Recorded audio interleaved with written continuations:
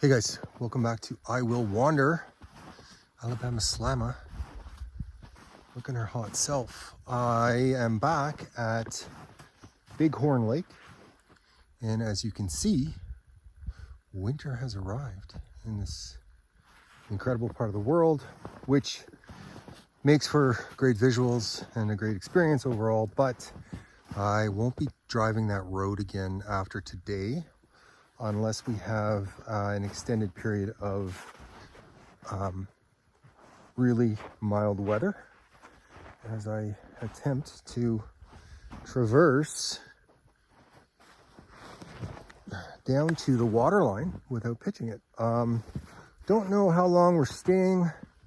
Kind of sort of plan to have maybe a bit of a fire and then do a little bit of fishing, maybe, possibly, and then head her back to Kelowna. We'll see.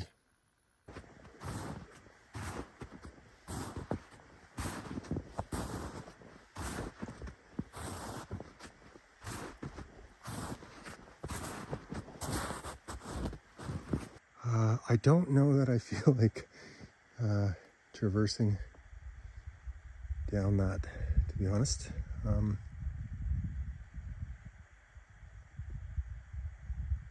Listen to the stillness though, eh?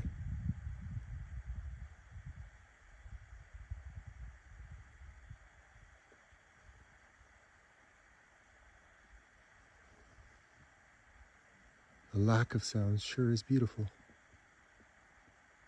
Yeah, I don't think I feel like going down to that water level down there,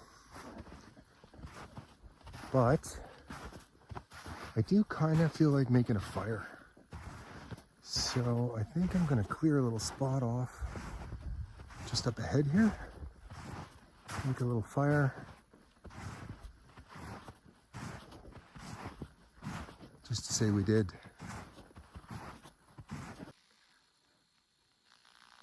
For the first time this year, I'm getting the interesting effect that bright snow will have on your eyes. I haven't had that for, I don't know, 6 months, however long it's been since I've been in a completely winter environment.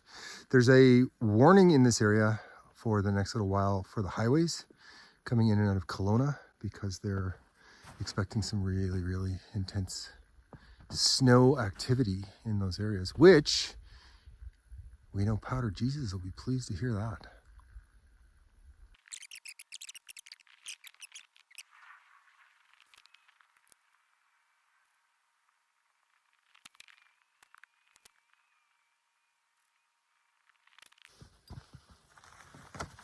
Little more arduous task than I had anticipated, gathering the basics for this, but that's okay.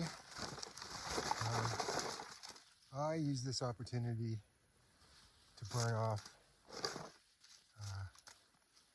my flammable garbage content that I gather during my travels, which I'm going to do now. Take some of this recycling paper that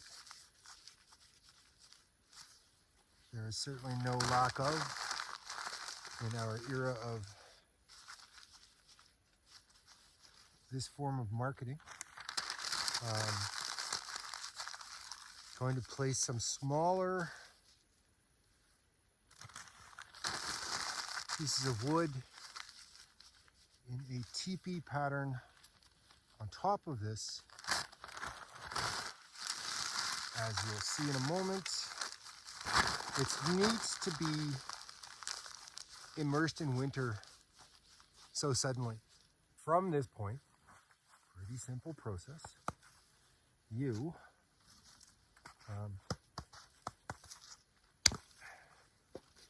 pile the wood on top of your kindling and or paper source.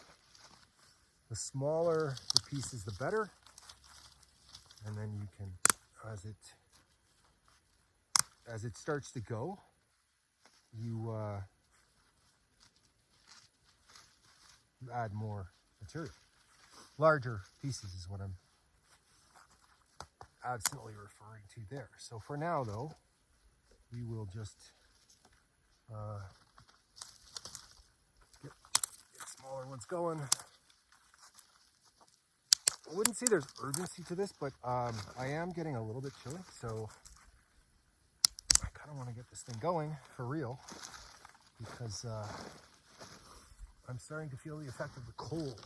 Don't normally wear gloves at all backcountry, but the temperature of this wood, especially once winter really comes on, the temperature of the wood can have a really stinging effect on your hands.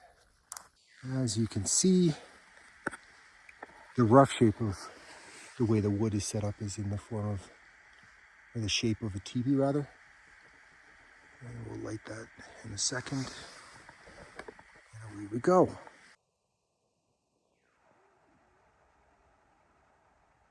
These fires are a good metaphor for life in that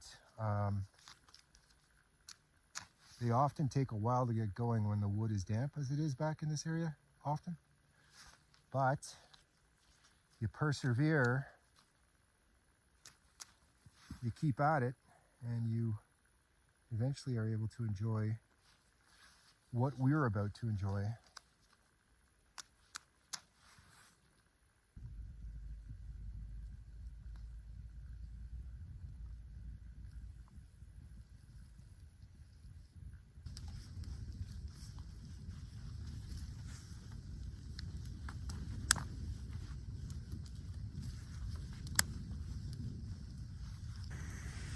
Easy peasy.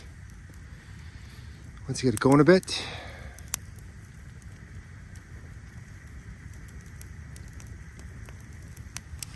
Beautiful country back here at Bighorn Lake, up Bear Lake main road. Maybe 20 kilometers from central Kelowna. We get to have this nice winter wonderland, backwoods, teepee style fire, and then back to civilization.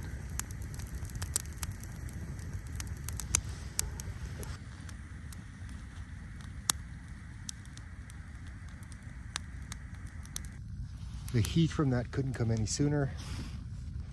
My hands were getting a little chilly. All good now though. I've now added all of the wood that I gathered from kind of over there a little bit. And it's still a teepee, just a slightly larger scale.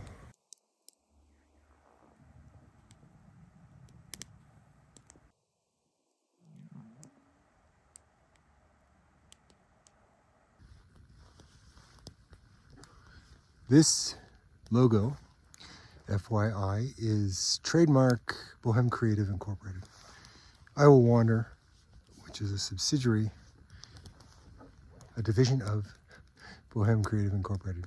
As is my image, my sound, anything to do with anything like that there. And enough with the business. Yeah, I'm not gonna touch that, just gonna let it go. Different colors of smoke and whatnot coming off of that fire. I was concerned as winter approaches at the lower elevation of Kelowna proper. I was concerned with how well my lovely Alabama vehicle might perform in winter conditions. And I drove up here in unplowed ice and snow a few times, was very close to turning around and heading back, but decided, oh, I think we're good, I think we're good. And I can say with confidence that Alabama does okay. I won't be pushing it by any stretch, but it goes from dun, dun, dun, dun, having a good time to woo, woo, woo. Uh-oh. And the snow and ice conditions were perfect to get stuck in a little vehicle. It was Red Betty, that last Yaris that I had before Alabama here. And I was clearly stuck. I was not getting out of there. I dug and pleaded and cajoled, and that little car was not getting out of there. So I, secured the vehicle to the extent that was possible in that circumstance, and started trekking down the road to get back to Kelowna. Sun went down, was going down, and then went down as I was doing this lovely trek back to K-Town, Kelowna, and it got cold, -15. It was a chilly night. I'm originally from Ottawa, Canada, so I'm very familiar with the cold and being cold, but I was not dressed properly for this. I wasn't expecting any aspect of what was going on here, so I had no cell reception either, and didn't think it warranted one of these emergency calls where they send out a helicopter or something, so I just kept trekking, and eventually found a spot, a little pocket where I had cell reception. I was able to call a tow truck to come and get me. By the time the tow truck arrived, I was going hypothermic. It's not funny, but I'm talking about myself, so we can laugh, right, when you're talking about yourself. Yeah, I was going hypothermic. Could have gone really bad. And thankfully, the tow truck guy arrived before my condition deteriorated too much, and he actually got sort of stuck trying to get my vehicle out, to give you an indication of the conditions I was dealing with. And I got out to help him, and he very politely told me to get back in the truck where it was warm, because he didn't want to have to bring me and my vehicle to a medical facility. I listened to him and warmed up in the vehicle. Didn't feel well for a while after that. Finally got the car out and went on my way, and I gave him as much tip as way more tip than I could afford at the time. But yeah, that was a kind of a close one, and it was from trying to get back to this spot. All that to say, kids, unless we have a really long stretch of really warm weather, which is highly possible in this area, I think this is going to be my last day back here for the winter season. I don't think we're going to be visiting this particular spot. Bighorn Lake, this is called, because it's just not worth in that little putt-putt of a vehicle there. Love her. Don't ever say that. She's really sensitive. Love Alabama. But we're not coming back here till well into spring thaw next year, because it's not worth going hypothermic over to make a bonfire by a cute little lake, is it now? Speaking of, I think we're doing okay there. Let's go have a look.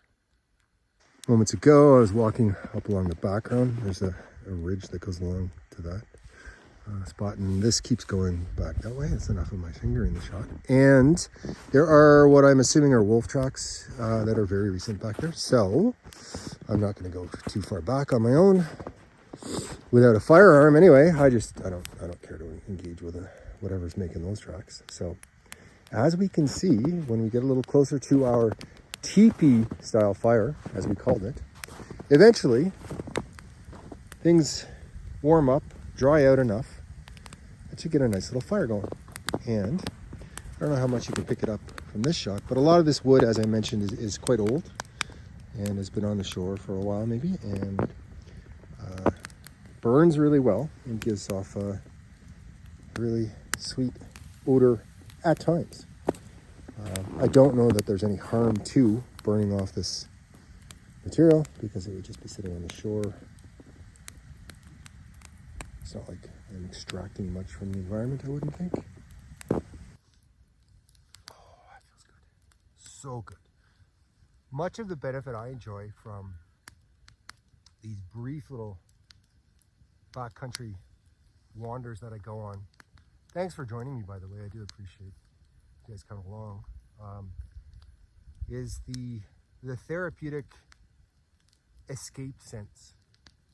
The quiet, other than the fire and me yapping, the quiet of this place is remarkable. We have a brief little window without a plane of any kind going over. Generally, fresher air than you might get generally fresher air than you might get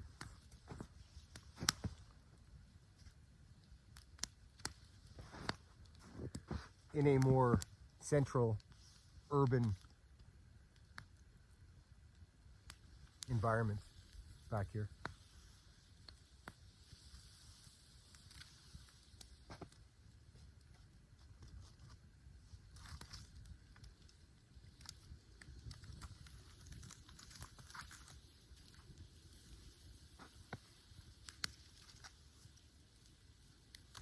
A sense of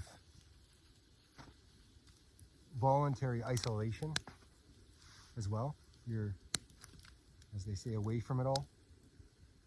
Mine is not to wonder why. I just go backcountry and make videos for you lot, like this. How's this for a wander? And an accuracy level with said snowballs that rivals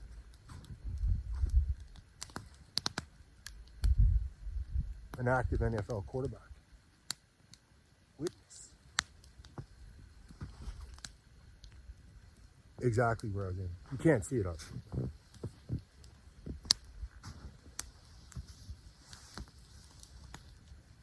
So, some of you might be able to.